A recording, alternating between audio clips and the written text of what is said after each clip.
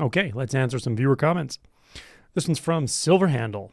Right now, I'm tuning into the pure awareness while simultaneously tuning into all form, including thought. I really like this. The pure awareness seems to be merging with all form. Exactly. Is it merging, or was there just never two? Is there actually a possibility that awareness of and the object the awareness seems to be of could ever be two? I don't mean this theoretically. I don't mean this through doctrine or anything you've learned. I mean, check right now. And for this commenter, you don't need to hear that. You're already investigating this. For anyone else, that's all this is about. It's very simple looking. Because what can happen is people can reify awareness. Like, I am formless awareness. Everything is this formless knowing awareness. And that could sound like a theoretical distinction, but it's not. It feels very real. It's quite a fixation at some point sometimes, and it can be without realizing it really can be a way to avoid the deeper shadow material, because that sense of separation, by using awareness as formlessness and reifying it as identity without fully realizing it, or maybe you do realize it, maybe you do say, I am awareness.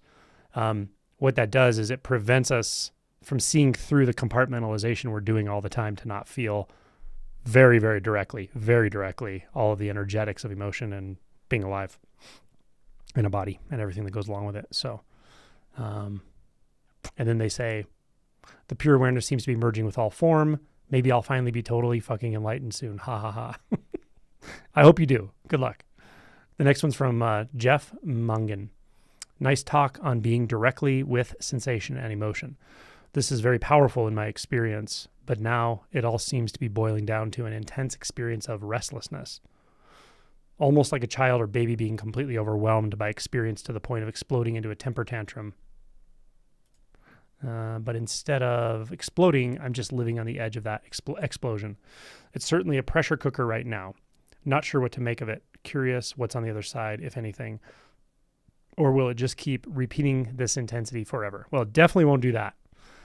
This intensity underneath all of it, this is one of the reasons I think some people, probably not most people, and I think most people who watch this channel are pretty well oriented to this realization process and willing to really take it wherever it takes them. But this specific thing, and without fully realizing what's happening, can be why some people just get really fixated after awakening in some way, and often in a spiritual way, but it's something they just don't want to feel because it's so intense, right? But once you really start scraping away all the delusions and distractions and identities of whatever, including your own identity of being awake and some kind of spiritual teacher and, some kind of one who knows what's what, all that stuff, those identities do get in the way after awakening and can. But once all that's scraped away and you've done some of the shadow work and you're really getting down to the deep stuff, this is what it feels like. It's very intense. And you realize, oh my gosh, my whole identity, all my coping mechanisms, all my identities, all of it was built on an avoidance of this, right? So this is where you really get to look into what it means to live full on experience, no separation, no mitigation, and how intense it actually is. The good news is the intensity doesn't last forever. The other part of the good news, or the underlying good news, is the intensity itself is still a reaction of some sort. It's a deep reaction. It's a learned response to the intensity of being alive through the complexity of consciousness. I have a course I did recently for the Patron Circle members about the final fetters and how all this fits together, but it is intense. So the intensity itself is what you're investigating, and the only way you can really investigate it at this point, because there's nowhere to go with it. It's non-dualistic, usually at this point, pretty clearly. There's no way out of it. There's no way to dissociate from it. It's just so full on, is you have to feel it. You have to kind of burn down with it, burn down all of the coping mechanisms and just totally feel what's there. The good news is, on the other side of that, it can be a very satisfying way to live. That really can lead you to the end of suffering. But what you're feeling is the energetics underneath suffering. You're feeling the fire that's fueling the heat in the cauldron of suffering. That's what you're feeling directly. So, yeah, you're in a good place. But I know it's intense. Cool. All right, next question. This is from VizWiz. I had an experience while listening to Bob Thurman podcast. I don't know who that is. My heart broke open and an energy light shot out. I remember the feeling of having no concerns for the self. It was just the deepest compassion for humanity and the felt sense of wanting to be of service or to guide others to this recognition. That was 2+ years ago. I went through a period of wondering if it really meant anything and doubting it, then nothing. I have small moments of non-dual experiences, but nothing that has felt the same. I want to live and try to live from that truth, but just don't know how. Any help would be amazing. So I would say that probably was an awakening. I can't tell for sure, but if something about your sense of your experience of you, your experience of identity, how you take yourself to be in any given moment or right now, if that actually was altered during that, then it probably is what I would call an awakening.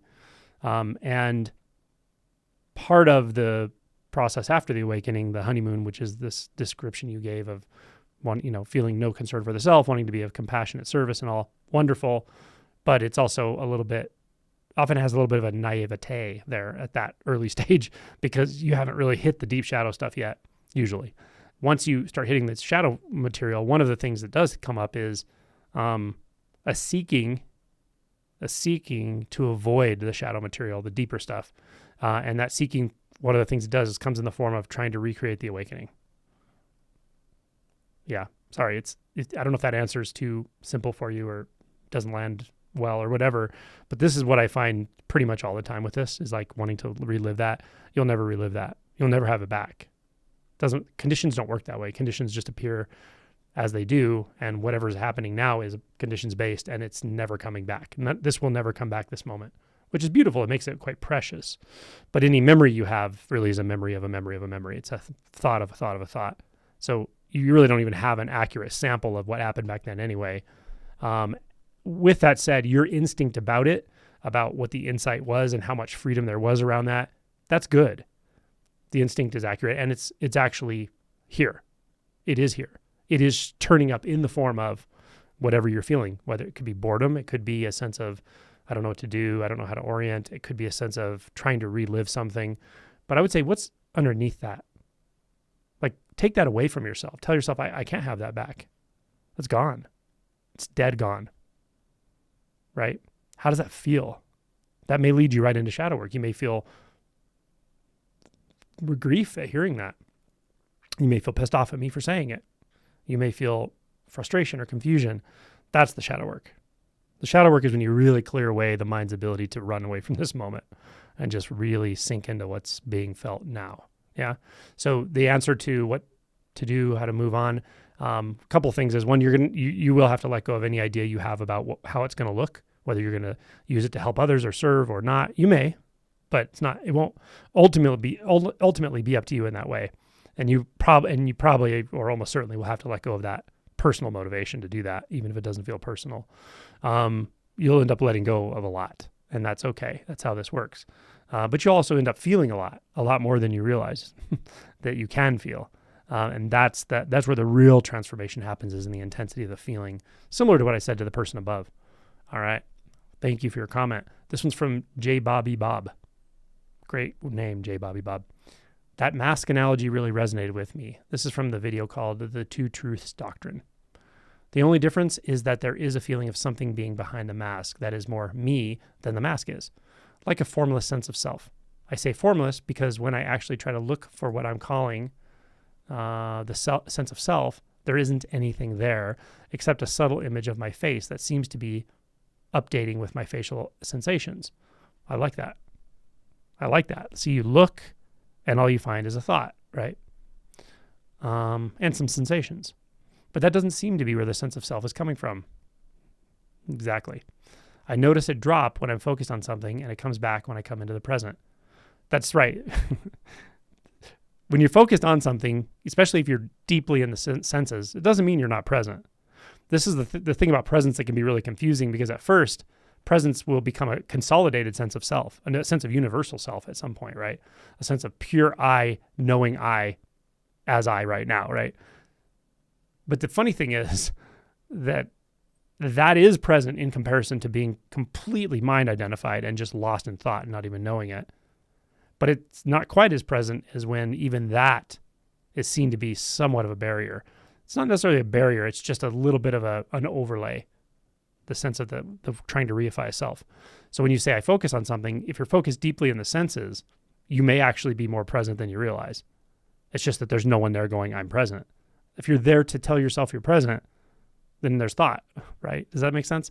So this can get a little slippery here, but as realization deepens, that sense of the self that feels like it's inhabiting this moment will get thinner and thinner. And at some point you won't experience it because it'll just be gone. Similar, and there are many times a day you don't experience it anyway. Truly, like when you're truly focused, it's not there. Or even if you look really closely moment to moment, like you did, when you're looking for the sense of self that seems to be there, you don't really find it. You find an image of the mind, or the image in the mind of the face, or a thought, or whatever, right? Or a sensation. Yeah. So what you're doing is great. The practice is good. Your approach is great. You're open-minded. You're open to the process of unfolding, and you're looking closely and precisely at what's happening. And I think that's the biggest and most important thing. This is all about seeing closely what's happening. This one's from Silent Sabbath. The burden relieved is so hard to explain. Yeah, I know. But also, I'm at the point now where I don't remember how much it was a burden either.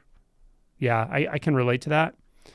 I'm reminded in beautiful poetic ways sometimes when I talk to people who are feeling it. I'm reminded, like I can still empathize with it. But I do, like in this moment, like there's no access to anything that feels divided, separate, stuck, shameful, shamed, contracted, separate, dissociated, all that. It's just gone. It's like the presence is so clear. So I get what you're saying, yeah. I'll have a memory come up when I look at a photo especially, and it will be like, oh yeah, that happened, didn't it? Yeah, I know what you mean.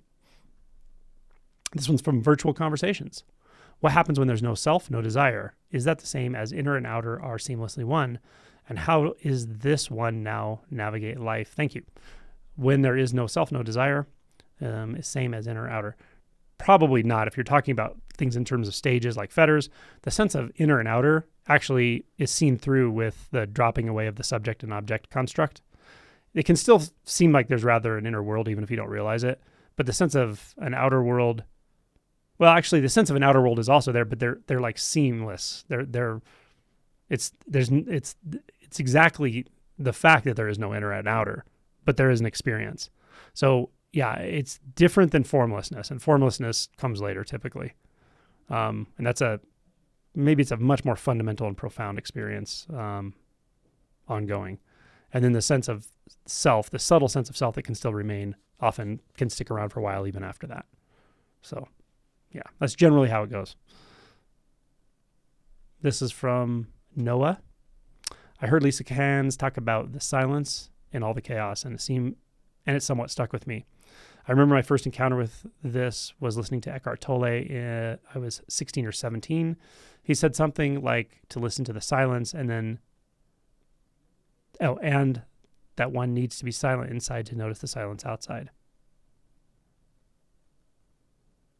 Yeah, that's a really good way of saying it. I had to really see what I think he means by that, but yeah. My Zen teacher used to say, you have to learn to be quiet through and through, or you'll never see anything directly. You'll never have a direct experience. You'll never have a poignant, real, alive experience without intermediary. Yeah. This is from Revelations Beyond Belief. Separation is a spiritual thing that is taught and keeps you away from consciousness. Huh? I am also convinced spirituality keeps you away from our natural human consciousness that goes beyond the spiritual version. Okay. I mean, there's some good ideas in here, but I think it's kind of confusing or convoluted a bit. So I might say to this person, when I talk about separation, I am not talking about the idea of separation at all. I'm not talking about consciousness or thoughts. I'm talking about the sense that you are separate from objects in the room you're in right now in a very, very basic conventional way. When I talk about non-duality, I mean that sense of separation is a produced sense, and it literally goes. So it's not about spiritual or not spiritual or consciousness or distance from consciousness. There's no distance from consciousness. Consciousness just is. There's no distance from sound. Sound just is. That's all true, always true.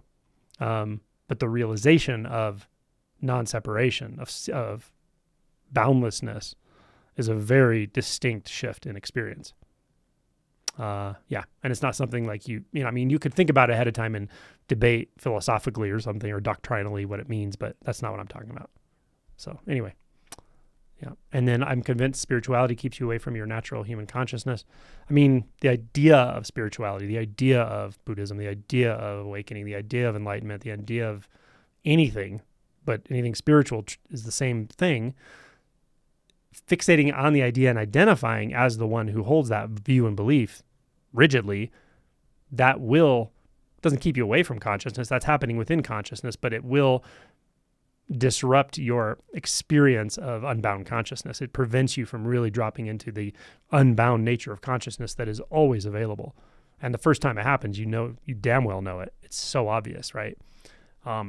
It's very freeing. It's oceanic experience of consciousness, and it includes all forms, all thoughts, all beliefs, spiritual or non-spiritual. All of it is included in consciousness. And that is actually an earlier stage of realization than the first thing I mentioned with non-separation. So anyway, I like some of these ideas, but I just wanted to be clear about what my experience is, I guess.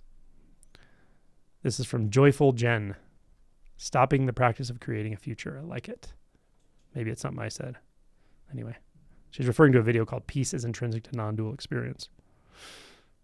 Stopping the practice of creating a future. Isn't that funny? Isn't that funny that we seem to be doing it all day long? We're just hallucinating, literally just hallucinating, and using it to dissociate, not even knowing it. It's ridiculous. It's totally nonsense. And yet I can't judge it because it happens all the time. It's so common, right? And believing it, there is a future and I'm going to get to it. I'm on my way to it. Once you believe in a future and a past, you believe in the present in relation to the future and past, which is also a construct.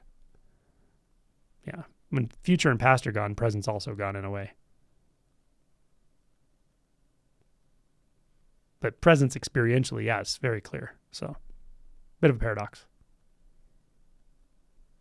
This one's from ABC. Presence and what you ignorantly categorize everything else as thought are not mutually exclusive as a user of a brain. The misrepresentation here is off the scale. Gosh, that's such a strong statement. Presence and what you... Let me see the video they're talking about. This is from a clip of a video. Peace is intrinsic to non-dual experience. Let me see what they're saying here. Presence and what I ignorantly, because I'm ignorant, categorize everything else as thought are not mutually exclusive as a user of a brain. The misrepresentation. Yeah, I'm not really sure what you're getting at there. Presence is not mutually exclusive from anything. Presence just is. Yeah. But before someone has had a first shift, before someone's had an awakening or kensho, which is a very real, very profound, revolutionary shift in your life. And until that's happened, I can't even tell you the depth of how important that is. But before that happens, all of this can be thoughts. Like everything, all these ideas, presence can be a thought. You kind of get what it means, but it's just another thought. Just like spiritual is another thought. Just like thought is another thought. Just like consciousness is another thought. And you can get so entangled in all these ideas, these thoughts, these beliefs, arguing with other people, and this teacher's full of crap, and that teacher's right, and presence is true, and this isn't true, and you get really attached to the terms a lot, the terminology, and not even realizing all of that is the doing of the thinker. It is the sense of being the thinker who is always a victim of thought. Really seeing that you are the victim of thought. That's really the key to start getting you curious about what's happening. Why are you identifying as the one who knows? Why are you identifying as the one who is smart? Why are you identifying as the one who has it right? Why are you identifying as the awakened one, the spiritual one? Any of those identities, whatever identity, there's a million of them, right? When you start to realize, why am I identifying as that? What is the cost of identifying as that? Well, the cost is everything, yeah? It makes you suffer. But until you see that cost, you won't get curious enough to really see through that ego structure, through that constant grasping to thought, categorizing everything, analyzing everything, judging externally, but it's always an internal pointer. You're really judging yourself. All that stuff just keeps going and going. At some point you have an opportunity to be like, this is a miserable cycle. How do I break out of it? And seeing that the thought, the fixation on thought, the constant reaction to thought and projection of thought outward onto other people and other things all the time, that whole thing is a losing game. It's a losing game. And you can just stop at some point. And all of this stuff collapses. Then consciousness. Then you will wake up to the actuality of consciousness unbound by thought. The thinker thought substance, consciousness itself is all seamlessly one. But not theoretically, experientially. It's a huge shift, a huge release. That's the first step in really knowing presence. I just want to be really clear about all this because of the question. You clearly didn't get what I was saying, or maybe I didn't say it clearly. I don't know.